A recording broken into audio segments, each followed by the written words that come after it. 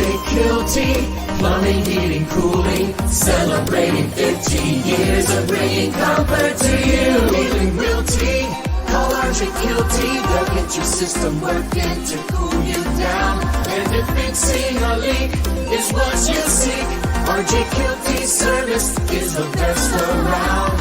RJ Kielty, plumbing, heating, cooling, over 50 years of bringing comfort to you. Yeah, it seems like AI's picking up.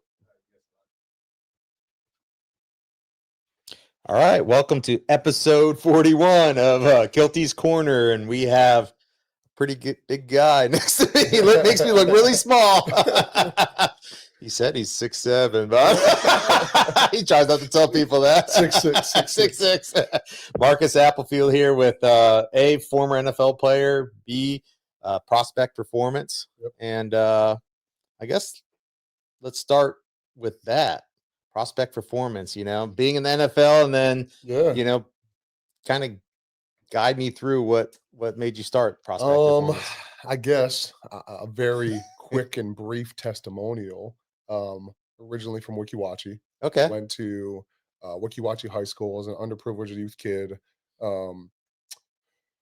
I was actually on one of the first episodes on Beyond Scared Straight. You know where they take I didn't know that. It was like a trial episode. So I wasn't a very good kid. Yeah. AKA. That kind of straightened me up going into high school. Mm-hmm. I decided I want to play How old sports. were you when that happened? What was that? Seventh grade or sixth grade or something like that. Really? Yeah, 6th or 7th grade. They told me I was going on a field trip. I was ecstatic. I was like, oh my God, I'm going on a field trip. I bring that permission slip home. Of course I forge it, Yeah. Hey, my mom signed this. Bring it to school the next day, hop on the bus to go on the field trip. I look at the bus and it's just like every bad kid in the school. And I'm like, I think I'm on the wrong bus. I turn around, school resource deputy pulls my backpack, pulls me back in. And then we headed to the Hernando County jail. And then they started the little Beyond Scared Straight program. Oh, wow. But, yeah, that kind of set my eyes straight going into sports, I guess. Kind of made me realize, like, hey, that's not what I want to do. Mm-hmm. And then my two options after that was like, hey, I need to go into the military or sports. That's the two things where I'm going to get out of Weeki Wachee or this lifestyle that I was currently in.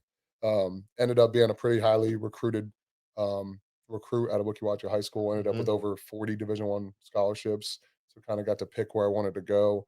I was actually committed to James Franklin. He was the Penn State head coach at the time. Yeah. He left, he was Vanderbilt. Yeah. I was committed to Vanderbilt. He left, went to Penn State.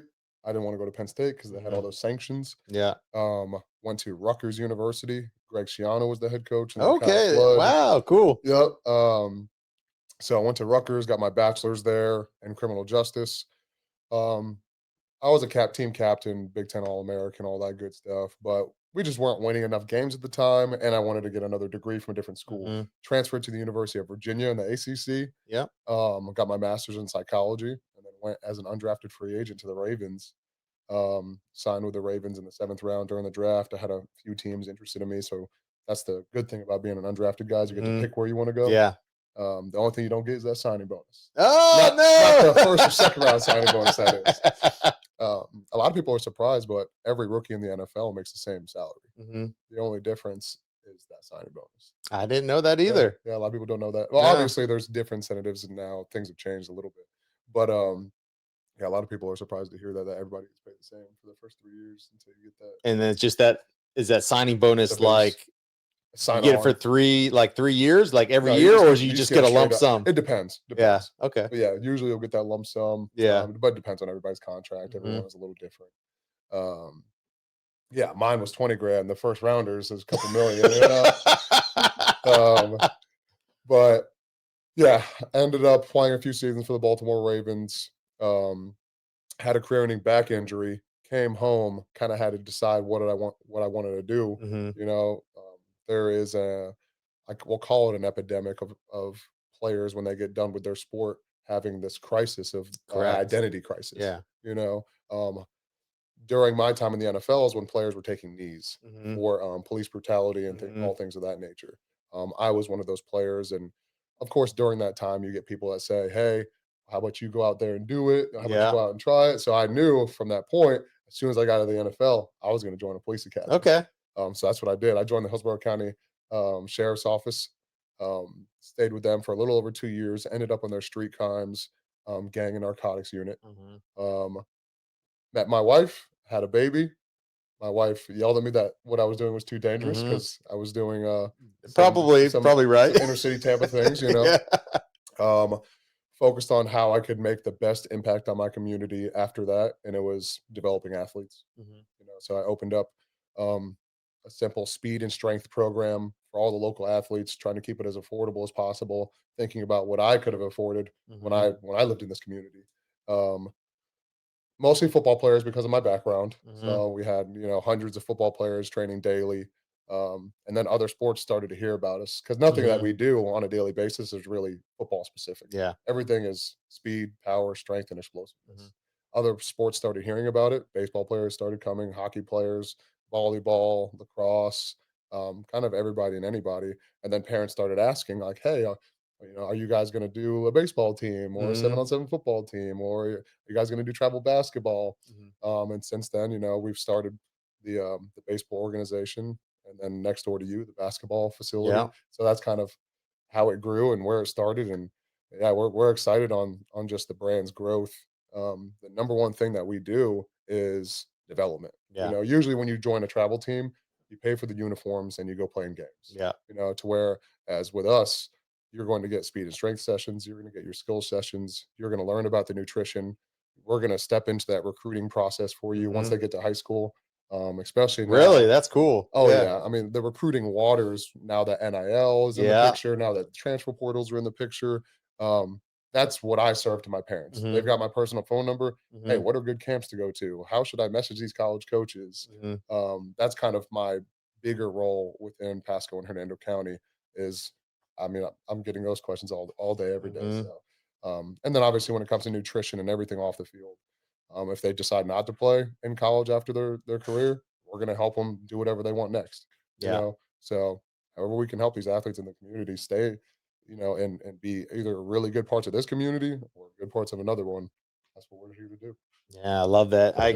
I see that my friends in the military or sports, obviously you at the highest level, your mind is set on one thing for so long, and then when you get done with it, you're like, what do I do? I love where you put your money where your mouth is, and you're like, I'm going to become a cop. You know what I mean? And try to make it better or whatnot. And really quick on the Hillsborough County Sheriff's Office, it was an amazing experience. Yeah, I think it's one of the best sheriff's offices in the state. Never had a bad experience there. Everybody was good. Whereas going in, I thought it wasn't going to be like that. Yeah. So yeah, you got to see both sides of the coin there. Yeah, exactly. Got to see both sides. Yes, I got a lot of friends that are police officers, and it's the same thing. And they have narcotics, and I've known somebody in narcotics and stuff too. That's a tough job, you know what I mean? But it's also, they love it. They're kind of, exactly. Crazy enough to love it. You know what I mean? Yeah. So prospect performance. So it's prospect performance, prospect baseball, and prospect basketball. Okay. Yeah. So you guys kind of focus a lot on the fundamentals though, right? Especially with like performance, not just like, hey, hitting, I want to go there and I'm on the prospect baseball side. You're also going to work on, speed and strength and everything else. The baseball players will see me personally 3 times a week. Okay. Or 1 time a week. Every team is going to see me. Okay. I mean, I think there is a little bit of an issue with specialization within youth sports right now. Like if you have a quarterback, you're taking your son to a quarterback trainer 3 or 4 times a week. And now that's fantastic. He has this perfect fundamentals, but now his shoulders are hurting. He can't produce force from the ground to throw the ball. He's not strong. He's injury prone. And that's a really big thing we're seeing is specialization way too early. Yeah. And you probably saw it in high school, right? Oh, yeah.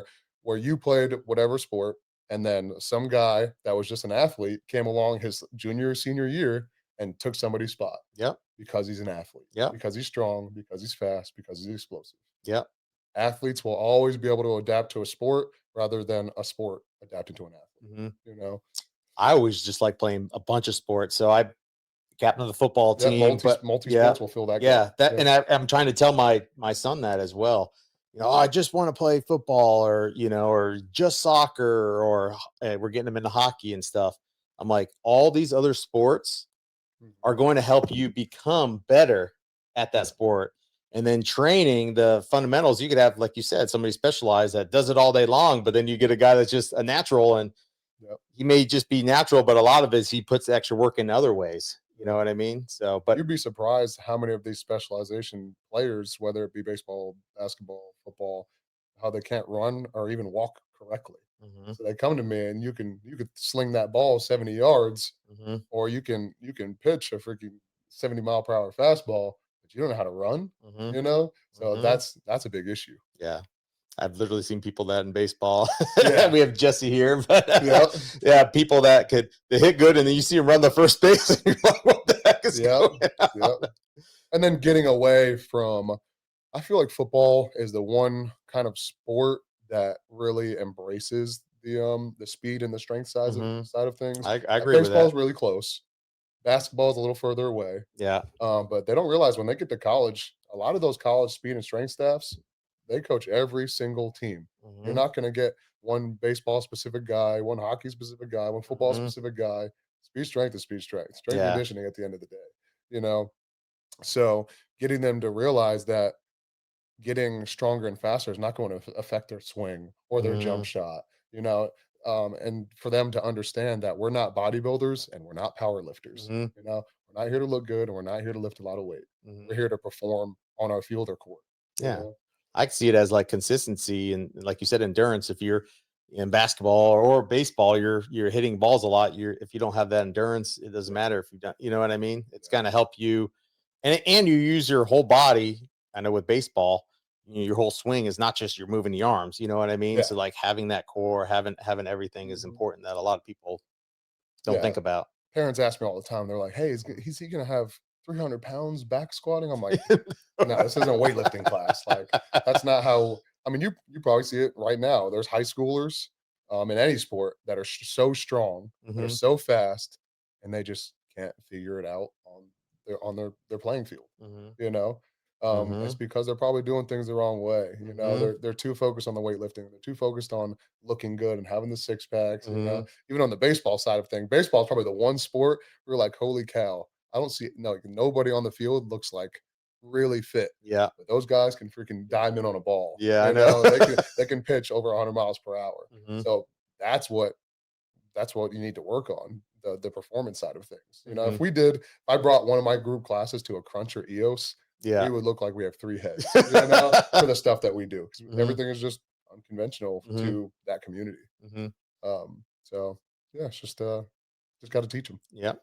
So I'm a parent. I have a kid. What age should they kind of start thinking about? I mean, is it better younger? Is there a specific age group you're like, okay, well, this guy's muscle is, at this level, or whatever, or what's your thoughts on that? Yeah, I mean, for our facility, in general, we're ages 8 and up. Okay. But if you're a parent that just wants to get them active before coming to us, Hmm. and that's something I'm trying to work on right now, some Hmm. type of program, to get the younger, athletes into us so we can kind of transition them a little Yeah. faster. Um, Well, also, you don't want to babysit too, because it's going to take yeah, away from other people, exactly, exactly. We want everyone locked in. Um, so yeah, that age 8 is just kind of where we're at right now. Hmm. But no, absolutely. I mean, obviously, it depends on how you're doing things. Like, you shouldn't be putting your 7-year-old on a barbell back squat or Yeah, anything like correct. that. But Yeah. there's plenty of foundational movements, that seem so simple that you can do. Hmm.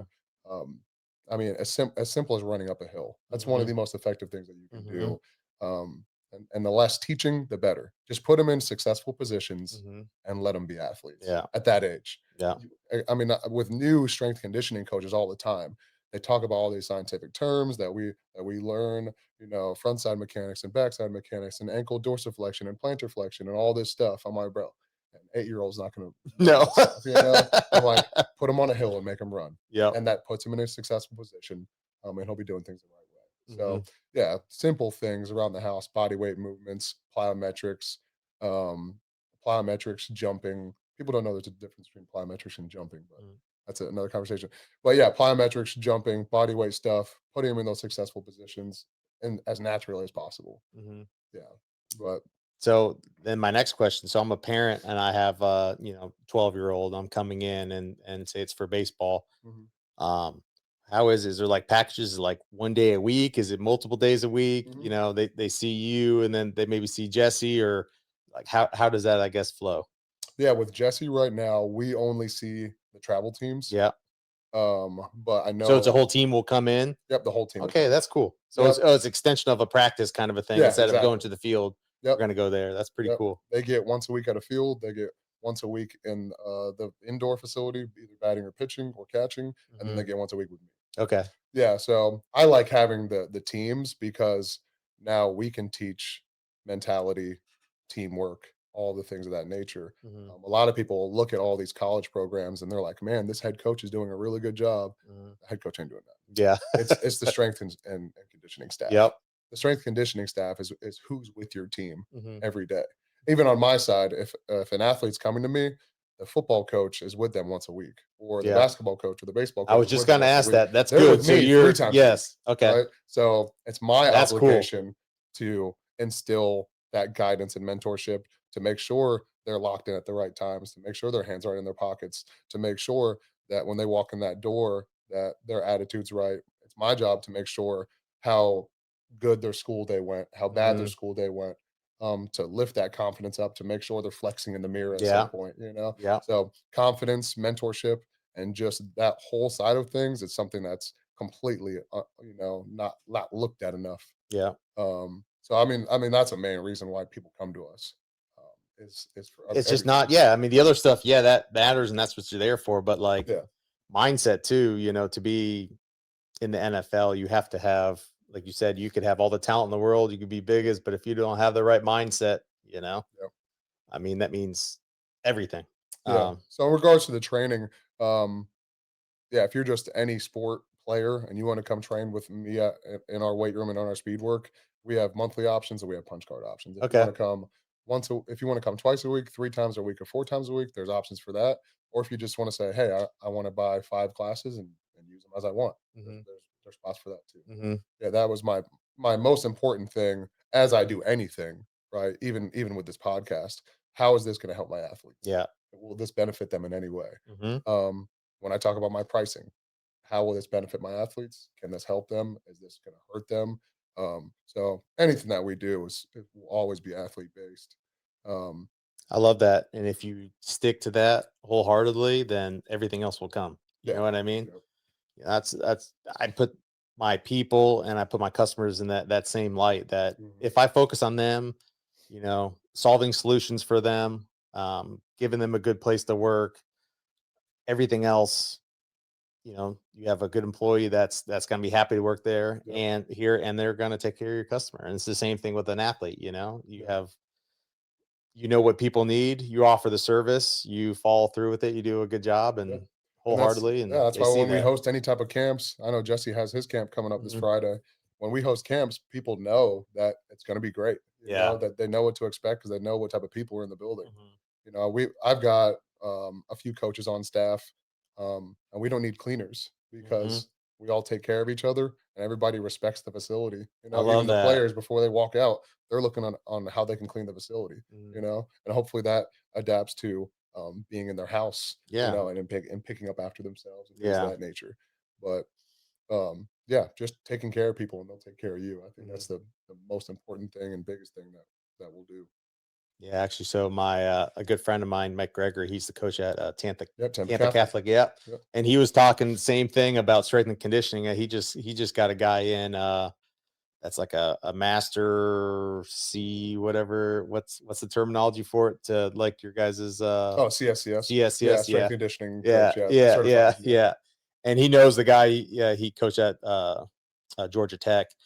And he knows the guy, and he's like, man, I'm so lucky to get this guy. I guess the guy just wanted to move back and doesn't really need the money or whatever. but he was talking to me as well about how important that role is, and they kind of get overlooked so much, I think that's probably why Florida State, my team, hasn't been good because we look a little weak. If you look at any program, the person who sets the standard or mentorship Mhm. or culture for your program, it's that staff. Mhm. So the first place you need to look is Yeah. at your strength and conditioning staff. Mhm.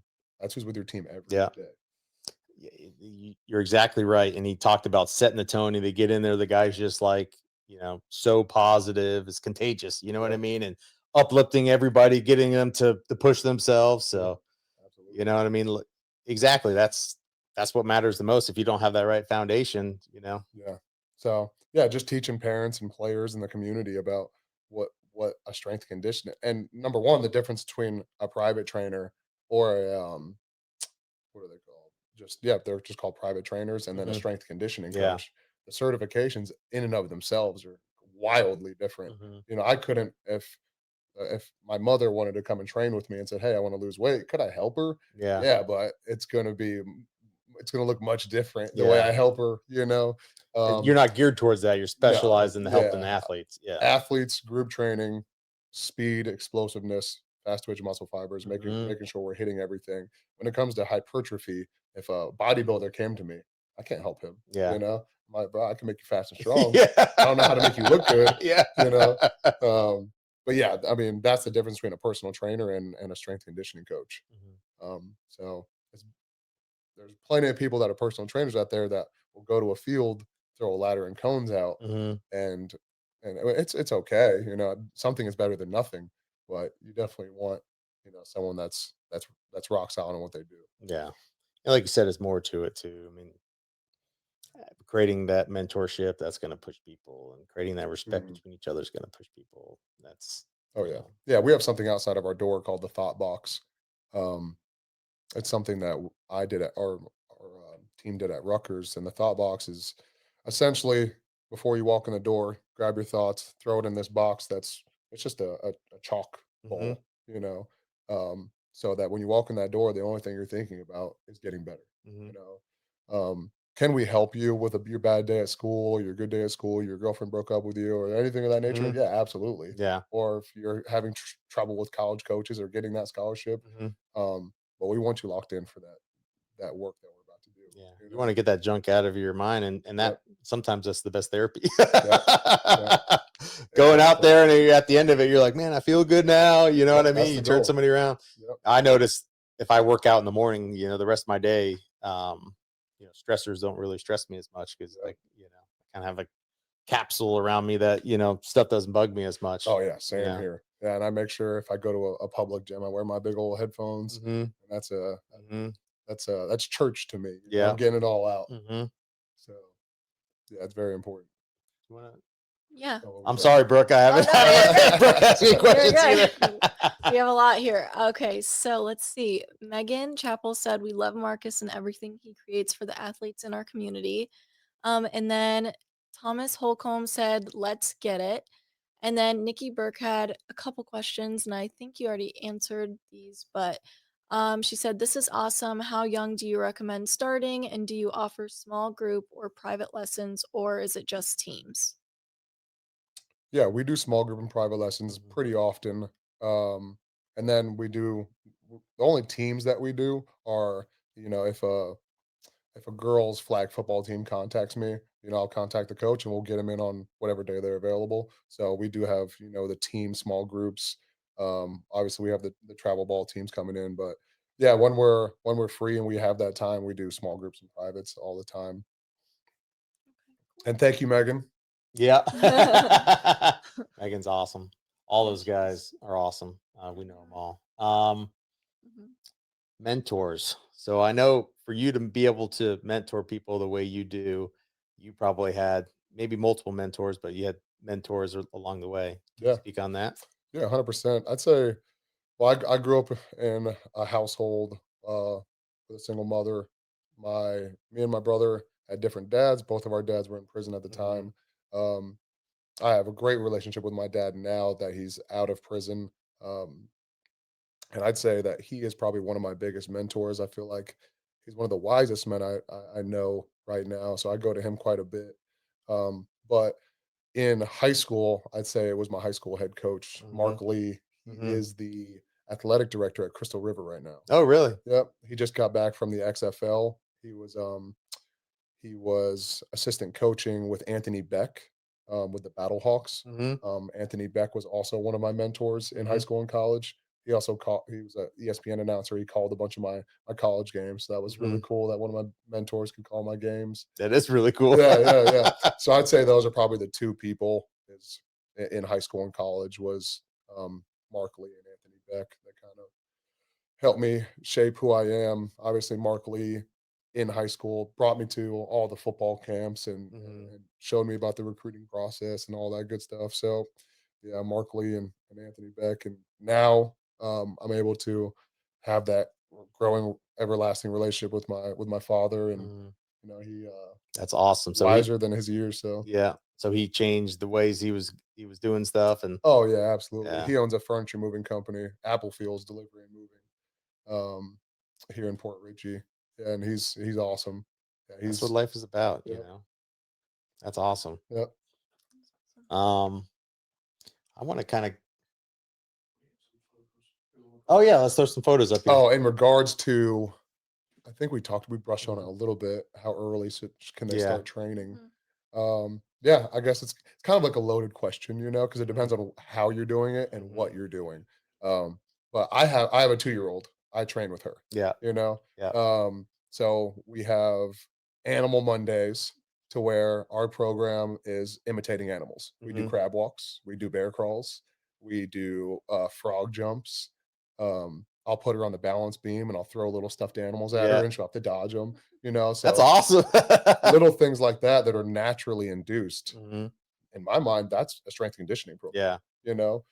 That's also something that they might even do at gymnastics and all that good I was about to say, just that balance. A lot of people don't, Yeah. they forget, again, football or whatever, you're worried about strength or whatever. And balance a lot of times is more important than anything. Yeah. I mean, I go through all the factors with my daughter. We hit deceleration. I make her run as fast as she can. And then I drop a stuffed animal and she has to stop. Yeah. We'll do acceleration. I make her run from point A to point B. We'll do bear crawls. But all of it's fun to her. Yeah. It's just her and dad playing. Yeah. And then she'll get on my back and and she has to ride a bull. And now we're working core stabilization because she doesn't know it. Yeah. She's having just a fun time with dad.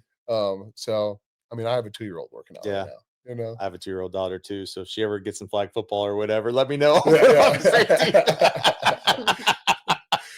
then I have a 10-month-old son taking his first steps right around today and yesterday, really. Yeah. Waiting on him to walk. But get him, I'm sure. We'll get him going as soon as possible too on Mhm. simple little things like that. So when it comes to like, hey, when can they start training? I'm like, I'm already training. She's 2, Yeah, exactly. You have a responsibility as a parent to help train too. You can't just put it, you know what I mean? And speaking on that, I mean, I know when my son gets to high school, even though I played in the NFL, let's say he does play football, if he decides to play it, I can't train him. Yeah. I have that same problem. It doesn't matter your experience, your dad or your mom, whatever comes out one ear or whatever goes in one ear is coming out the next with them. Yeah. So I get those parents all the time. I get the coaches and the strength conditioning coaches. I get all those people. But just due to the respect of what I do, and they, they have that agreement of what I do, they send them to me. Yeah. So yeah, I know I'll have to find that person for myself too with my son and my daughter because they're not going to listen to me. I have the same thing because they play flag football and stuff, so I try to go out there and again talk about like that first step, how important it is, and everything else, and kind of goes in one ear out the other and start fighting a little bit. 30 seconds. Then like, oh, man, it all makes sense now. I'm like, your dad's been telling you that for like months. Yeah, exactly. Yeah. So I'll get parents that text me all the time, like, hey, can you just tell little Jimmy this? And I'm like, yeah, no problem. Send me his number. I'll throw him a text. Yeah. And now little Jimmy's like, and your parents like, oh, thanks. Now he knows what he's doing.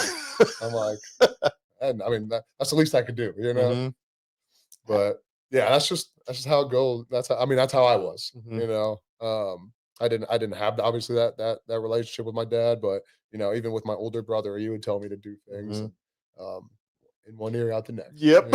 Nobody knows better than you. Yeah, exactly. Especially when you hit that, like, I feel like 10, 11, 12, 13 age. Yeah, you can't tell them any better.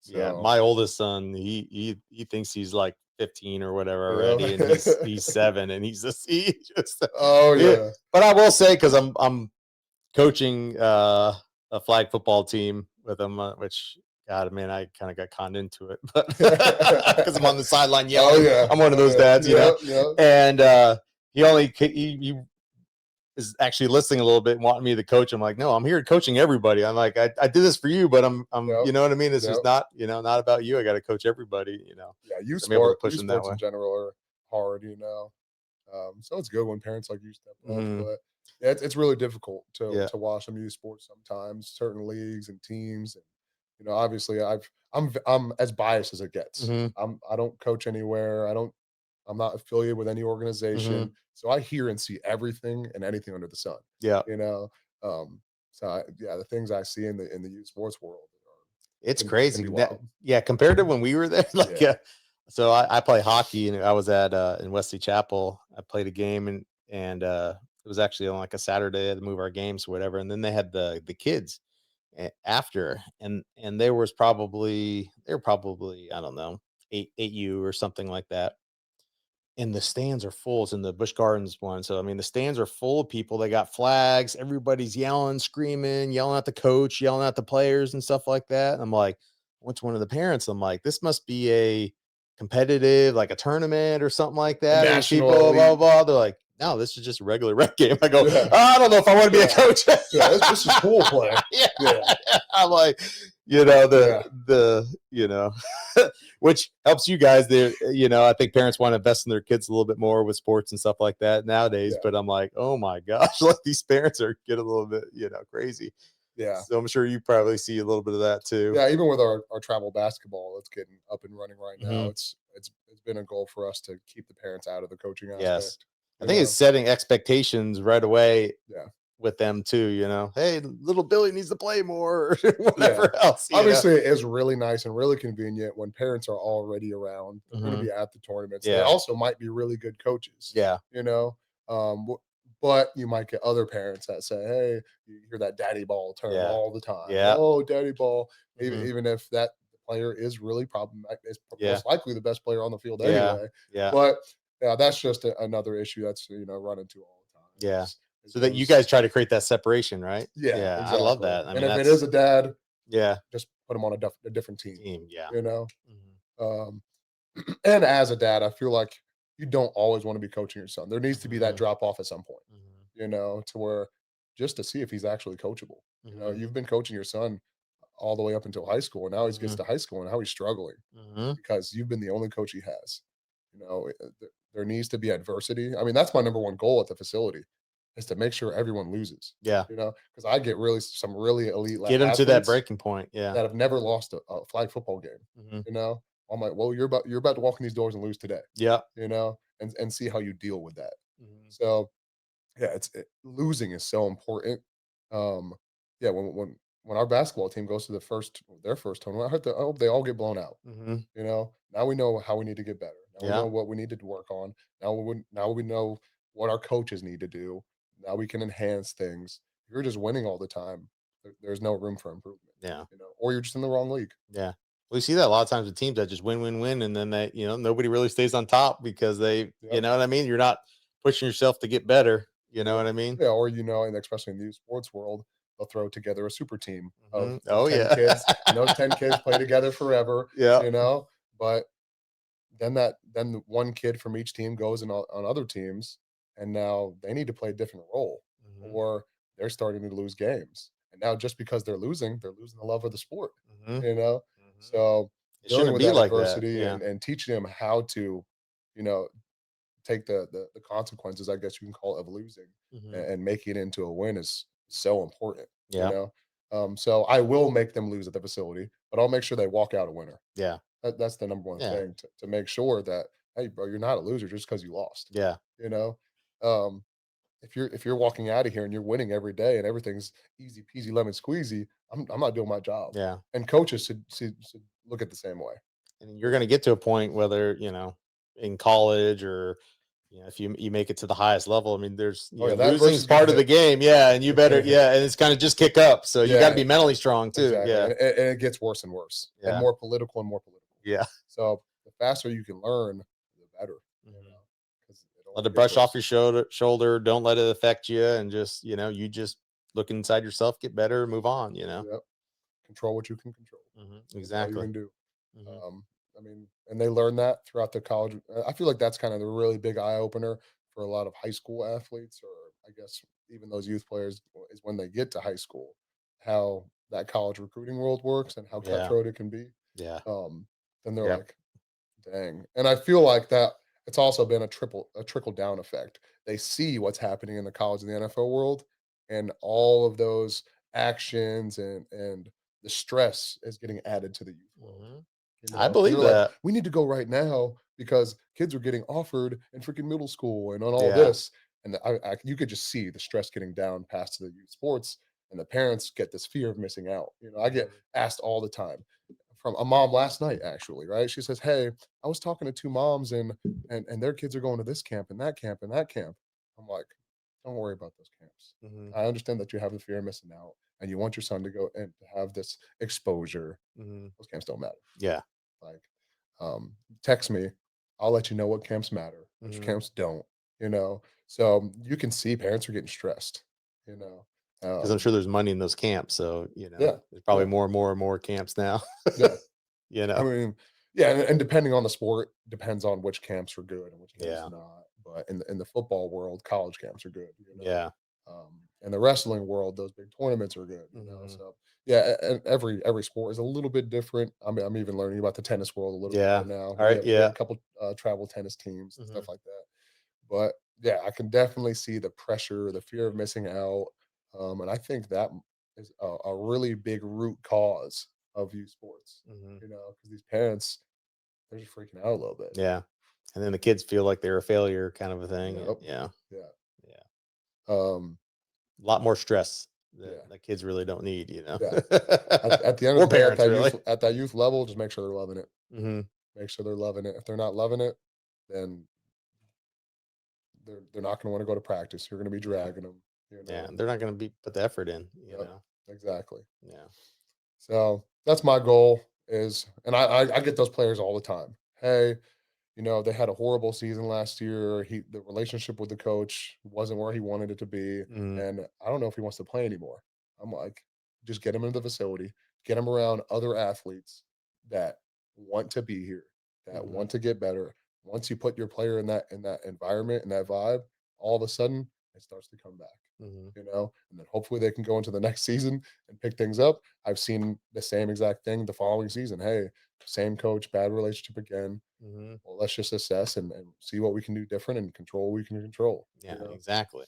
but at least we can give you this environment and still bring that love for your game back. Mhm. You know, so keeping that love for the game is very important. Simply even calling players by their names when they Yeah. walk in the facility. They Mhm. go to practice Yeah. and their name has never been said. Yeah. You know, I have a parent that comes up to me all the time. I don't know if he knows my son's name or my daughter's name. You know, and that's a really big thing. I push with all my coaches. Like, hey, if you're coaching, number one, you need at least 3 coaching points for every athlete that's doing Mhm. something in here today.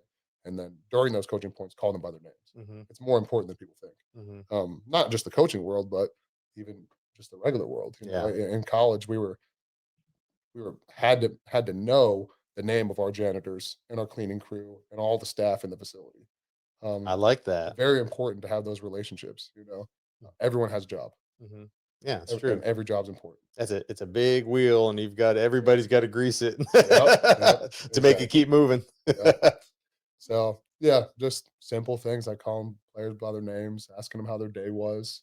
You'd be surprised these youth, you know, 9 year olds, 8 year olds, they never get asked how their day was. Mhm. You know, they Mhm. need a debrief too. Yeah, they probably need more than anybody else, you Yeah, know? yeah. So, you know, I'll ask them, you know, as we're warming up, what was your favorite class today? What was your, you know, what's your favorite class in general? Who's going to win the Super Bowl? Mhm. Just little conversations like that, you know. And then obviously it gets down and dirty to me, you know, yelling at them a little bit here and there, but having fun at the same time. But yeah, I think I'm one of the more disciplinary coaches in my staff. But that's the beauty. When my coaches coach with me, I make sure that everyone's a little different. Mhm. You know, I don't want everybody to be like me. Mhm. So they can you know have their favorites if they need. If I'm the favorite, Mhm. hey, then fantastic. Yeah, exactly. You know, but I'm going to give them an aspect that they need, Mhm. not that they want. Yeah. Um, And I think in the end, it's tough. The same kind of aspect happened with my dad. Like he was always really tough on me, put me in stressful situations, pushing me. But in the end, shoot, when I was real young, I was doing rough ends and digging while all my friends are having fun and I'm in scared summertime, I'm scared of that. If I end up coaching my son, like when we get home, when does dad turn on? Yeah. So I feel like I can kind of take over that role for so many dads. Mm-hmm. Like, bro, I'll be the hard ass for you. Yeah. Like I'll do that for you. I don't mind. So you can go home and be dad. Yeah. If we have an issue at school, let me know. Yeah. If I'll see if I can take care of it. Yeah. Exactly. And then you can kind of treat me like mom treats you. Like, oh, hey, I'll let Coach Marcus know and he'll take care of it. Yeah. The enforcer. Yeah, because that's exactly the enforcer. Because that's one thing. If I end up coaching my son's teams, like on the car ride home, I've seen the dads ripping their son still, and then at home, but like at some point, dad switch has to turn on, and you have to be a nice, sweet dad. Yeah. And my dad was pretty good at that, but he would, good? yeah. So I was always the guy that was like try hard, and you know what I mean, and I would. Just full throttle all the time. And my brother, this is in reference to hockey. My brother is more of the finesse. When he had the puck, he was good, but he wasn't gonna back check and stuff like that. Something like that. On the way home, we leaving a tournament or something like that, he'd be on my brother's butt. Oh yeah. Like, what are you doing out there? You're just skating around, What am I paying this money for? Yeah, exactly.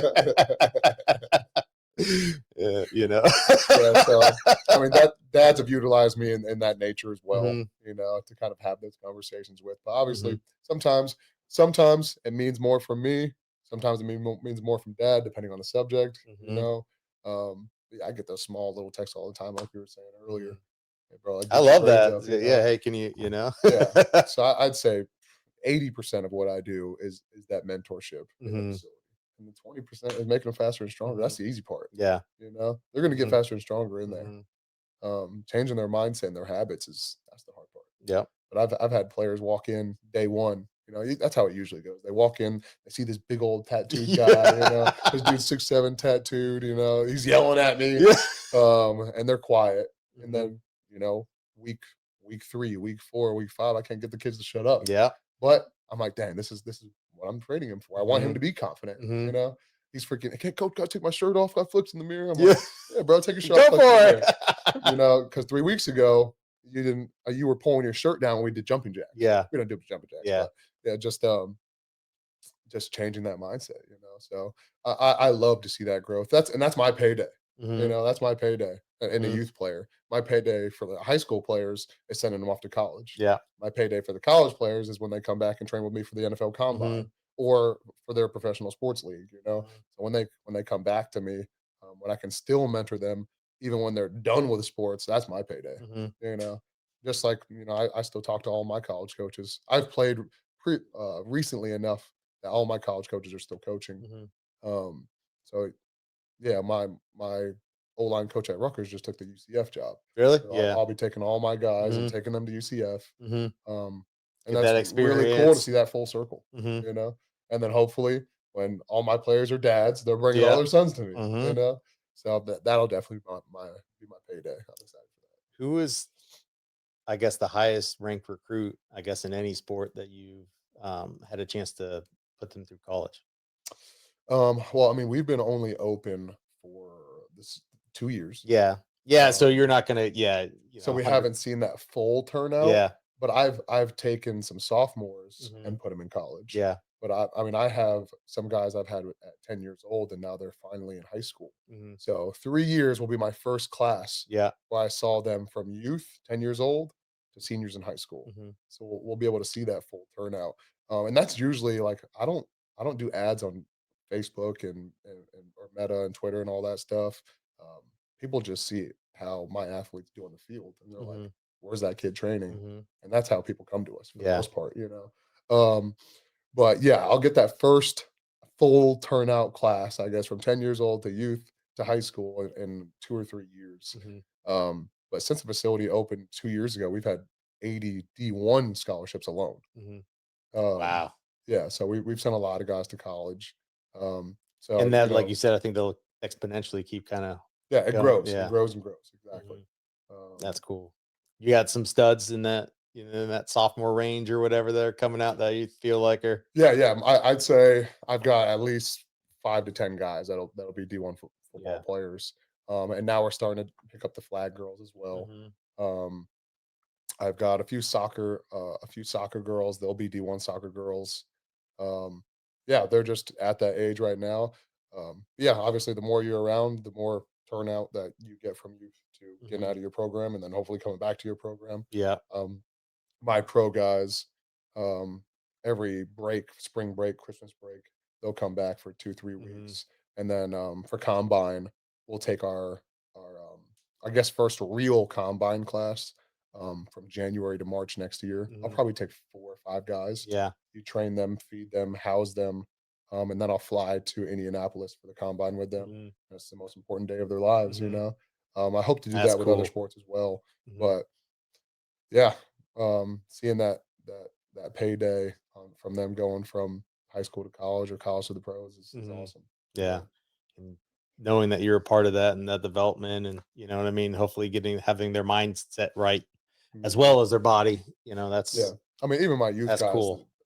you see it all the time. Like parents are asking me, or parents are telling me, "Hey, he was at practice and he didn't do this, and all the other kids were." I'm like, "Yeah, because he's coached up and he's ready to rock and roll."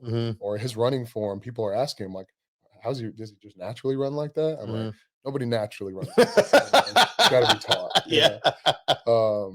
But yeah, even just teaching running mechanics and parents coming back to me and saying, "Hey, like everyone is seeing the way he runs. I mean, I can make someone faster in 30 minutes. Really? Oh yeah, like exponentially faster. That's actually going to be your biggest jump. Your first 30 minutes to an hour with me. That's going to be the fastest that you get, and then after that, after you're dialed in on your mechanics and and everything, then we make small little incremental jumps. Yeah. But once you learn, that's going to be your biggest jump for speed. You know, yeah, I can make 'Cause they're anyone. just- I can make anybody and their mama faster in an hour, guaranteed. That's cool. Yeah, That's really cool. I guess how does that work? yeah. There's a lot that goes into it. Number Yeah. one is just form pretty looking much at a what you lot. got, Yeah. your basics, Yeah. and then just teaching them because there's so much that is just unknown. A lot of people don't know that you just need smooth, rhythmic movements. The one factor that Bolt took in when he beat his record is he opened his hands.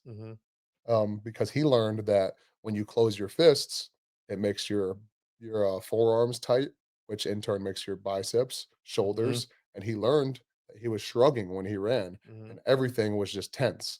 So when you're tense up top, obviously your center of gravity is off. Your arm swing is going to be off. Your arm swing will control your legs. So therefore, his stride was off.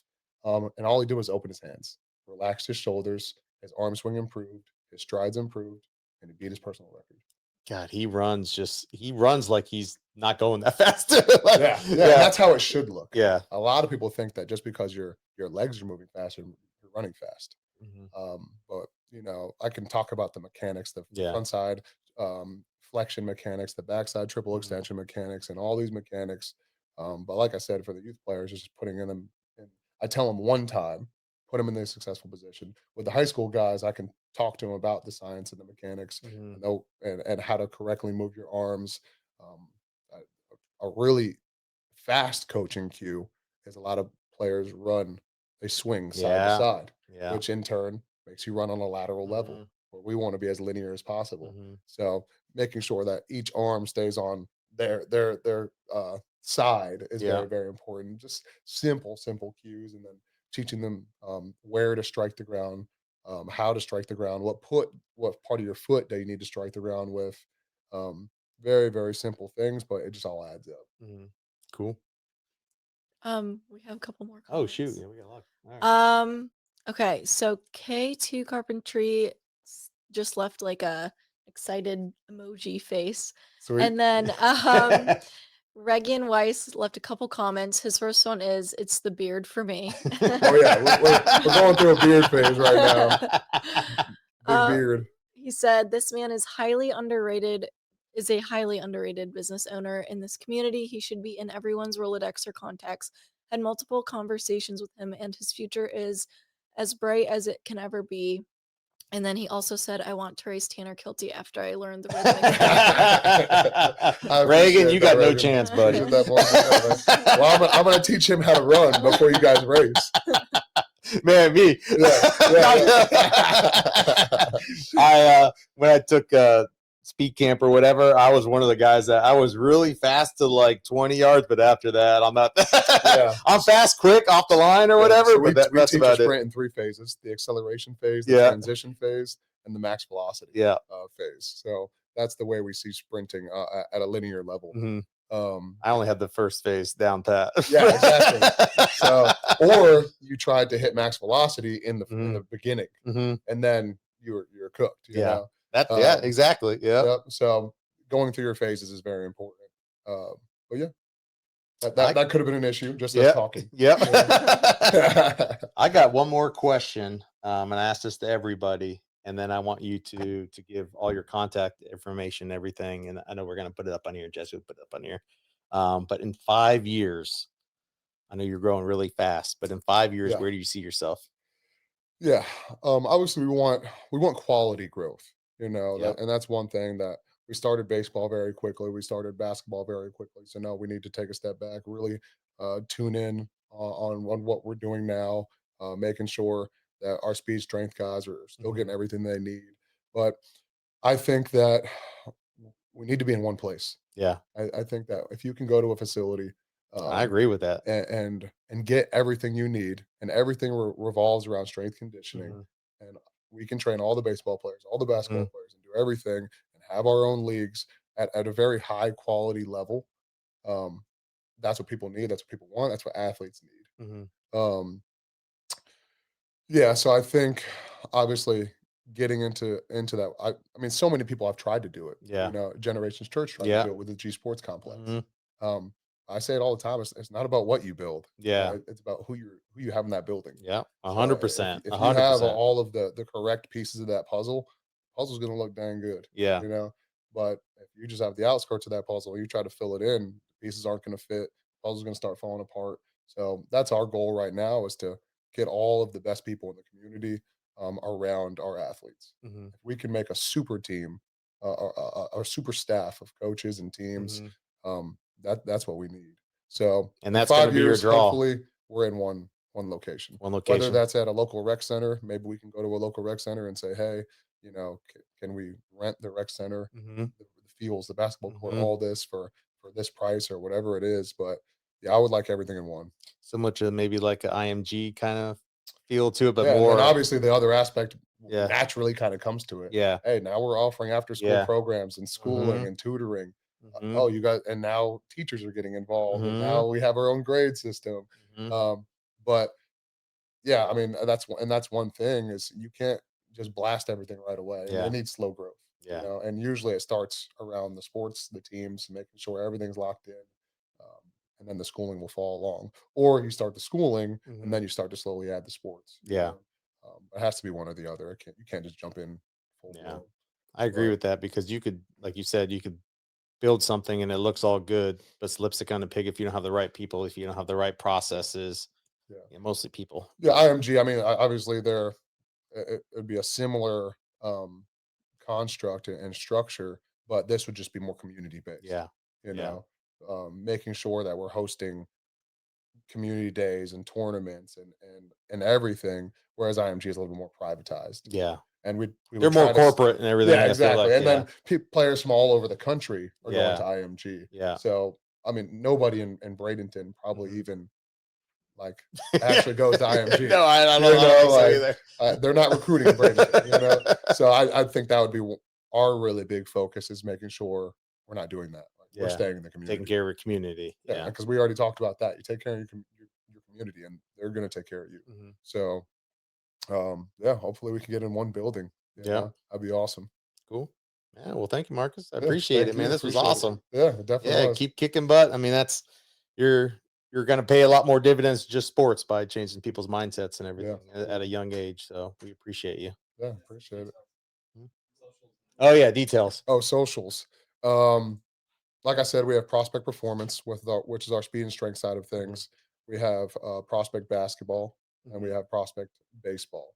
All three have different websites. My personal social is Marcus Applefield on everything. And then accordingly, you could follow each and every site. I think eventually we'll have kind of one umbrella, which will probably be called Prospect Athletics. Okay, I like that. So Prospect Athletics will be the head umbrella, and then we'll have performance, baseball, basketball, everything underneath. But yeah, we're just working on that right now. But yeah, Cool. Look for them. We're gonna put it up here. Yeah, we got it up there rolling now, and so reach out. yeah, reach out. Thank you, guys.